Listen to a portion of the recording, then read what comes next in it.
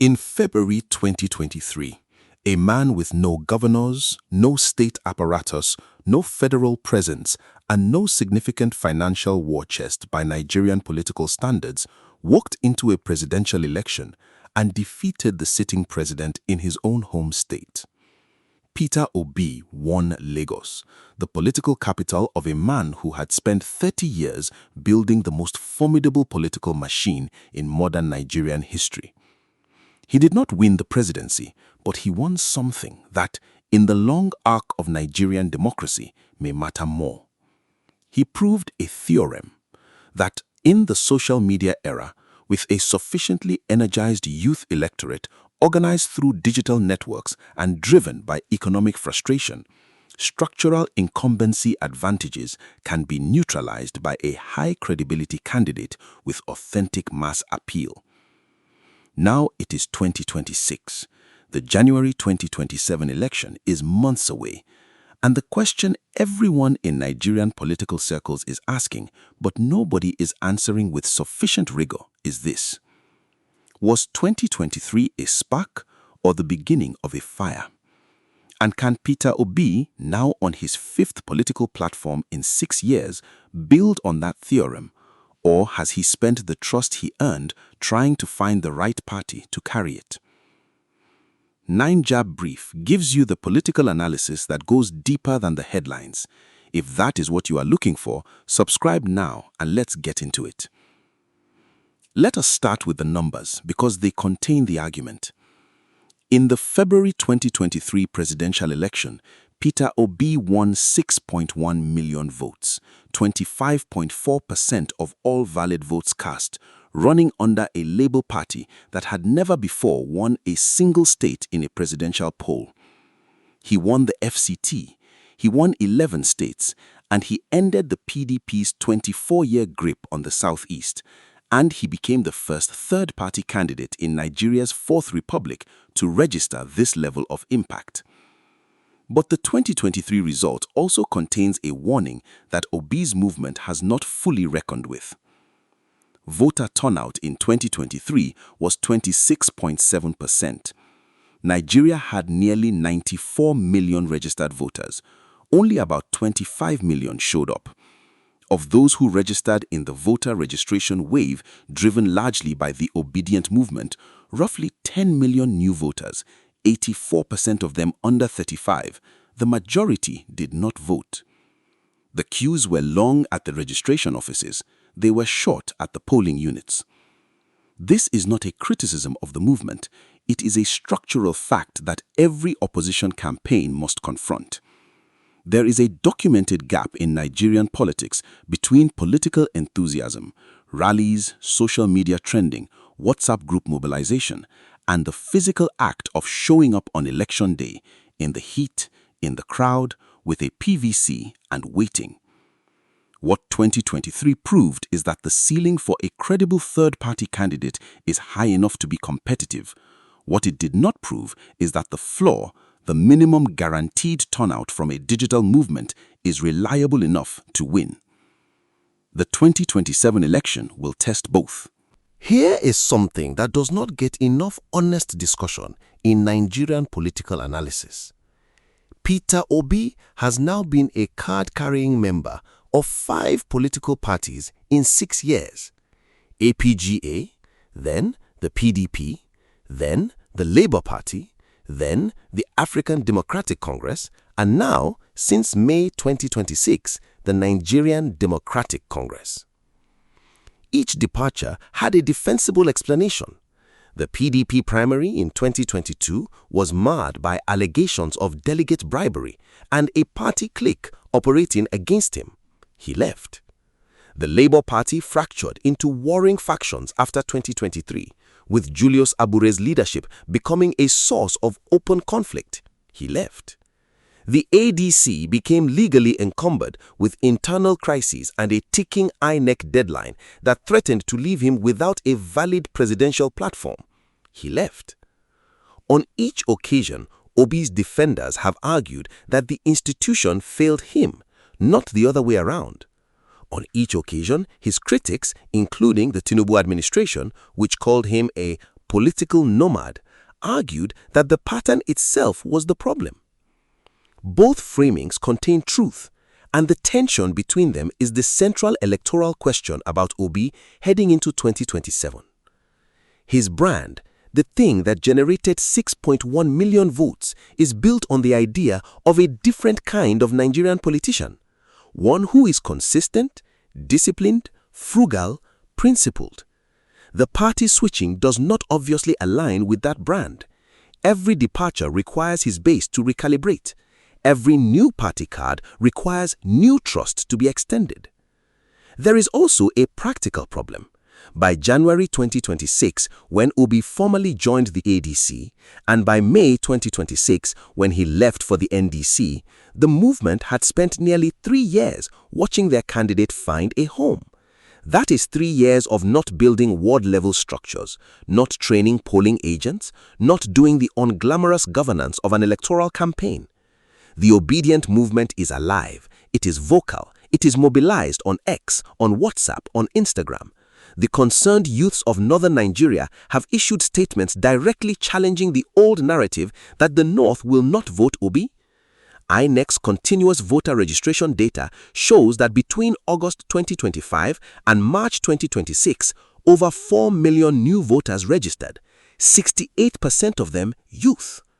The energy is real, the structure is the question. On May 3, 2026, Peter Obi and Obi-Kwankwaso walked into the National Democratic Secretariat in Abuja, received by Senator Henry Seriake-Dixon of Bayelsa West, and picked up party membership cards. Within 48 hours, 17 members of the House of Representatives followed them, defecting from the ADC to the NDC during plenary. The calculation behind the move was explained by Obidient movement leaders with unusual clarity. The ADC had a legal deadline problem. The window for INEC submissions was closing. The internal crises and court cases hanging over the ADC risked making it impossible for Obi to secure a valid presidential platform within the regulatory timeline. The NDC was smaller but clean.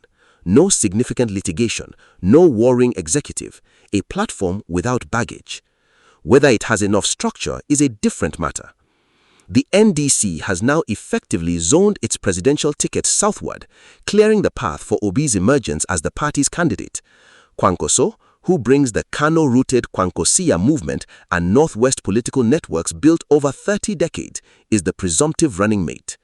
Together, their 2023 vote totals amounted to 7.6 million, a figure that exceeded Tinubu's winning tally of 8.79 million under the conditions of a three-way split. That arithmetic is the heart of the Obi-Kwankwaso thesis. If the opposition does not fragment, the numbers exist to compete. The problem is the opposition is fragmenting. The ADC is still running, with Rotimi Amechi positioning himself as a candidate, though with limited traction in his own South-South base. The Labour Party is running its own candidate. The PDP has its own ticket. The SDP has Adewale Adebayo. The same dynamic that allowed Tinubu to win in 2023 with 36.6% of the vote, a fragmented opposition splitting the remainder, is structurally intact for 2027. Here is the question I want you to sit with. Can the Obi-Kwankwaso movement win 2027 with a party most Nigerians cannot name? Drop your answer in the comments. I will read them all. Let us be precise about what winning the Nigerian presidency actually requires, because this context is rarely explained clearly. Under Nigeria's electoral law, a winning presidential candidate does not only need a plurality of the national vote, they must also win at least 25% of the vote in no fewer than 24 of Nigeria's 36 states, plus the FCT. This is the constitutional threshold designed to ensure that any president has a genuinely national base of support. This threshold is where Tinubu's structural advantage is most pronounced and where the NDC's challenge is most severe. Tinubu enters 2027 backed by 31 state governors, a party with 12.6 million registered members, and a primary machinery that delivered him nearly 11 million internal votes. In the Nigerian system, governors are the primary mobilization infrastructure. They control local government structures, civil servant networks, community relationships, and the ground-level logistics of election day organization. APC's possession of 31 governorships is in conventional Nigerian electoral analysis close to a decisive advantage. Obi had 0 governors in 2023. He still won 11 states and the FCT. The 2023 lesson is that governorships are less determinative than they used to be in states where a credible, energized, youth-driven campaign can reach voters directly through digital networks and community mobilization. But that is not every state. In states with lower smartphone penetration, lower social media literacy, lower youth voter concentration, the governor remains the dominant political actor. The NDC path to 32.8 million votes, the number needed to win, requires something no Nigerian third-party candidate has ever delivered at scale. Converting mass enthusiasm into ward-level polling agent deployment, result sheet monitoring, and election day logistics across 176,000-plus polling units. The 2027 youth registration numbers are encouraging. In the most recent INEC voter registration phase, by mid-March 2026, over 2.65 million had registered, with 68.2% youth and 57% women. But February 2026 by-elections in FCT, Rivers, and Kano produced a turnout of roughly 7%, alarming evidence that registration does not automatically translate into voting. The NDC must solve the turnout translation problem. That is the election inside the election. For the Peter Obi effect to become something more than an effect, for it to become a result, 3 things need to happen that have not yet happened.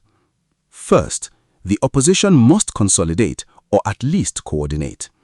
The combined 2023 Obi-Atiku vote total was 13 million. Tinubu won with 8.79 million. Even accounting for his incumbency expansion, a unified or coordinated opposition ticket is mathematically competitive in ways that a fragmented field is not.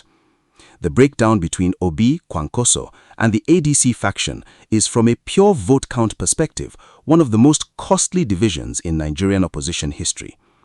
Every additional candidate who runs as a credible opposition figure is in effect a vote subtracted from the anti-incumbency column and added to Tinubu's winning margin.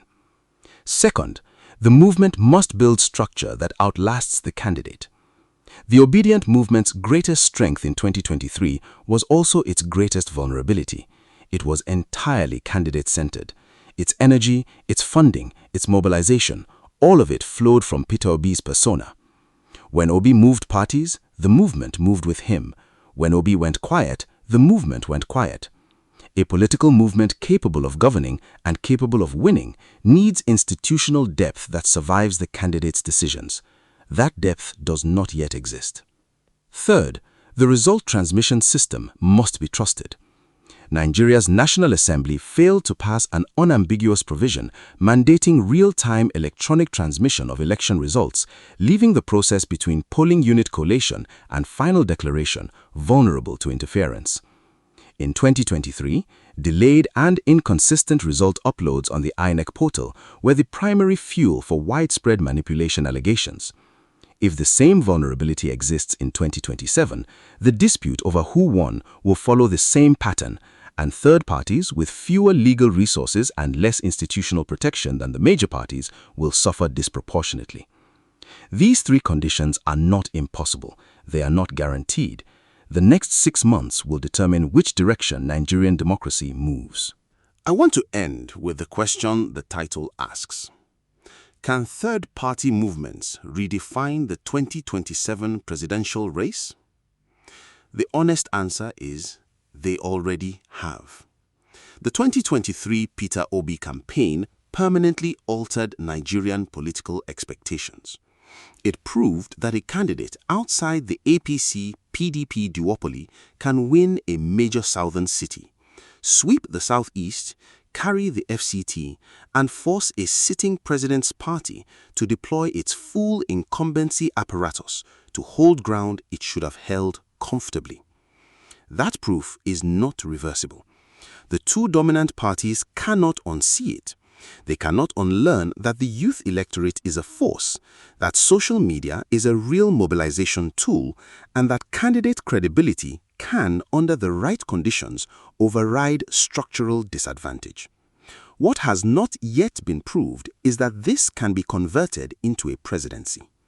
Whether Peter Obi and Obi-Kwankwaso, now under the NDC banner, can make that conversion in January 2027 with a fragmented opposition, a structurally dominant APC, and an unresolved turnout problem is the most consequential question in Nigerian politics today. The answer will not come from Abuja. It will not come from the party secretariats. It will not come from X or WhatsApp.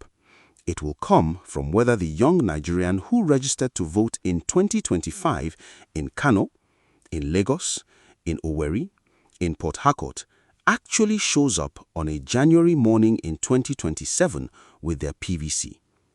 That person is the election, not the candidate, not the party. Share this video with one Nigerian who needs to understand what is actually at stake in 2027. Like, subscribe, and I will see you in the next one.